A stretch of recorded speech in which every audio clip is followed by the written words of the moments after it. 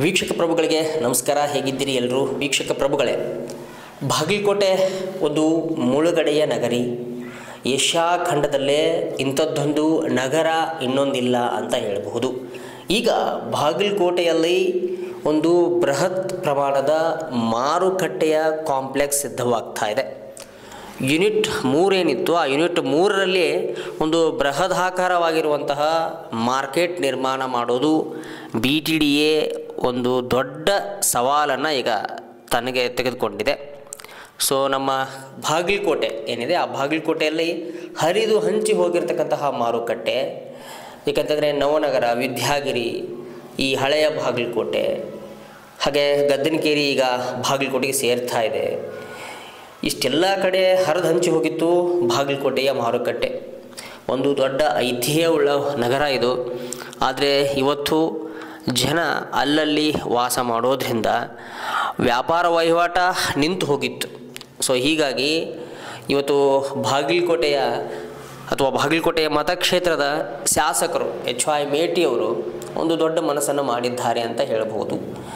ಮಾರುಕಟ್ಟೆಯನ್ನು ಒಂದೇ ಮಾರುಕಟ್ಟೆ ಮಾಡಬೇಕು, ನಾವು ಬೇರೆ ಬೇರೆ ಹರಿದು ಹಂಚಿ ಹೋಗಿರುವಂತಹ ಮಾರುಕಟ್ಟೆಗಳಿದ್ದಾವೆ, ಅವುಗಳನ್ನು ಒಂದೇ ಮಾರುಕಟ್ಟೆ ಮಾಡಬೇಕು ಅಂಥೇಳಿ ಯೂನಿಟ್ 3ರಲ್ಲಿ ಸುಮಾರು 360 ಕೋಟಿ ರೂಪಾಯಿ ಒಂದು ವೆಚ್ಚದಲ್ಲಿ ಒಂದು ನೀಲನಕ್ಷೆಯನ್ನು ತಯಾರು ಮಾಡಿಸಿದ್ದಾರೆ.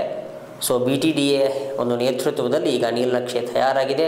ಸೊ BTDA ಒಂದು ಯೋಜನೆಯನ್ನು ರೂಪುಗೊಳಿಸಿದೆ. ಸೊ ಈ ಒಂದು ಸಿದ್ಧವಾಗಿರುವಂತಹ ರೂಪ ಮೂರ್ತ ರೂಪಕ್ಕೆ ಬರುವಂಥದ್ದು ಈಗ ಕ್ಷಣಗಣನೆ ಶುರುವಾಗಿದೆ. ಸೊ CM ಸಿದ್ದರಾಮಯ್ಯನವರಿಗೆ HY ಮೇಟಿಯವರು, ಬಾಗಲಕೋಟೆ ಮತಕ್ಷೇತ್ರದ ಶಾಸಕರು HY ಮೇಟಿಯವರು ಒಂದು ಪತ್ರವನ್ನು ಬರೆದು ಮನವಿಯನ್ನು ಮಾಡಿದ್ದಾರೆ. ಸೊ ಏನು ಮನವಿ ಮಾಡಿದ್ದಾರೆ ಅಂಥೇಳಿ ನಾನು ಓದ್ತಾ ಹೋಗ್ತೀನಿ.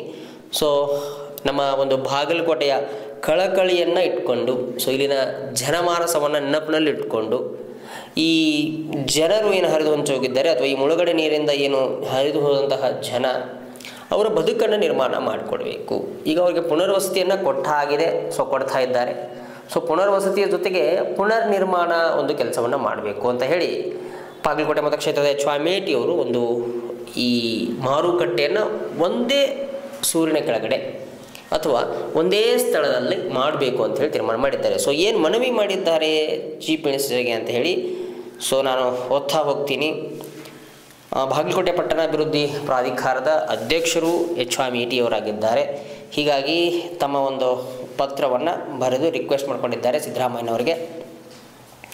ಬಾಗಲಕೋಟೆ ನವನಗರದ ಯೂನಿಟ್ ನಂಬರ್ 3ರ 200 ಎಕರೆ ಪ್ರದೇಶದಲ್ಲಿ ಒಂದೇ ಸೂರಿನಡಿ ವಾಣಿಜ್ಯ ಮಾರುಕಟ್ಟೆ ನಿರ್ಮಾಣಕ್ಕೆ ಅಂದಾಜು 360 ಕೋಟಿ ರೂಪಾಯಿ ಯೋಜನೆಗೆ ಮಂಜೂರಾತಿ ನೀಡುವಂತಹ ಕುರಿತು ಅಂತ ಹೇಳಿ ಸಿದ್ದರಾಮಯ್ಯನವರಿಗೆ ಪತ್ರವನ್ನು ಬರೆದಿದ್ದಾರೆ.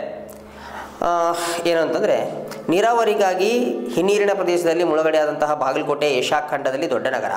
ಆಲಮಟ್ಟಿ ಜಲಾಶಯದ ಹಿನ್ನೀರಿನಲ್ಲಿ ಬಾಗಲಕೋಟೆ ನಗರದ ಬಹುಭಾಗ ಮುಳುಗಡೆಯಾಗಿದ್ದು ಇಲ್ಲಿನ ಸಂತ್ರಸ್ತರಿಗೆ ಪುನರ್ವಸತಿ ಕಲ್ಪಿಸಲಾಗಿದೆ.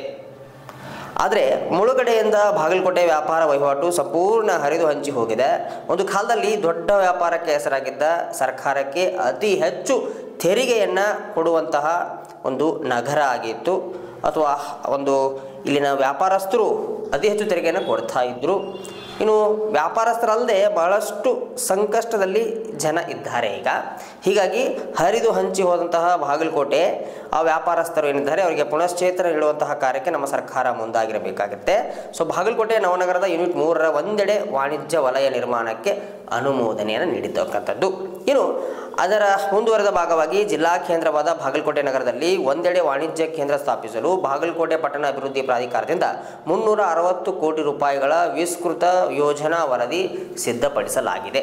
ಇನ್ನು ಮುಳುಗಡೆಯಿಂದ ಬಾಗಲಕೋಟೆ ನವನಗರದ ಯೂನಿಟ್ 1, 2, 3 ಭಾಗಗಳಾಗಿ ವ್ಯಾಪಾರಸ್ಥರಿಗೆ ತುಂಬ ತೊಂದರೆ ಆಗ್ತಾ ಇದೆ.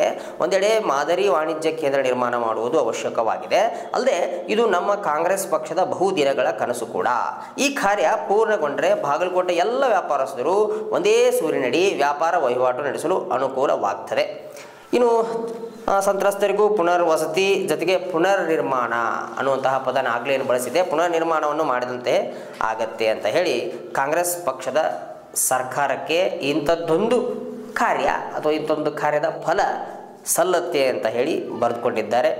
ಇನ್ನು ಈ ಎಲ್ಲ ಮಹತ್ವದ ಕಾರ್ಯಕ್ಕಾಗಿ ಮಾನ್ಯರಲ್ಲಿ ತಮ್ಮಲ್ಲಿ ವಿನಂತಿಪೂರ್ವಕವಾಗಿ ಕೇಳ್ಕೊಳ್ತಾ ಇದ್ದೇನೆ. ಈಗಾಗಲೇ ನೀಲಿ ನಕ್ಷೆ BDDಯಿಂದ ತಯಾರಾಗಿದ್ದು ಅದರ ಅಂದಾಜು ವೆಚ್ಚ 360 ಕೋಟಿ ರೂಪಾಯಿ ಇದೆ. ತಾವುಗಳು ಈ ಅನುದಾನವನ್ನು ಮಂಜೂರು ಮಾಡಿ ಬಾಗಲಕೋಟೆ ನಗರಕ್ಕೆ ಹೊಸ ಚೈತನ್ಯ ನೀಡುತ್ತೀರಿ ಎಂಬ ವಿಶ್ವಾಸ ನಿರೀಕ್ಷೆ ಹೊಂದಿದ್ದೇನೆ. ಮಾನ್ಯರು 360 ಕೋಟಿ ರೂಪಾಯಿಗಳ ಯೋಜನೆಗೆ ಕೂಡಲೇ ಮಂಜೂರಾತಿ ನೀಡಬೇಕೆಂದು ಈ ಮೂಲಕ ತಮ್ಮಲ್ಲಿ ಮತ್ತೊಮ್ಮೆ ವಿನಂತಿಸಿಕೊಳ್ತೇನೆ ಅಂತ ಹೇಳಿ ಶಾಸಕರು HY ಮೇಟಿ ಅವರು ವಿನಂತಿಯನ್ನು ಮಾಡಿಕೊಂಡಿದ್ದಾರೆ. ಸಿದ್ದರಾಮಯ್ಯನವರಿಗೆ ಒಂದು ಈ ಮನವಿ ಪತ್ರವನ್ನು ಬರೆಕೊಂಡಿದ್ದಾರೆ.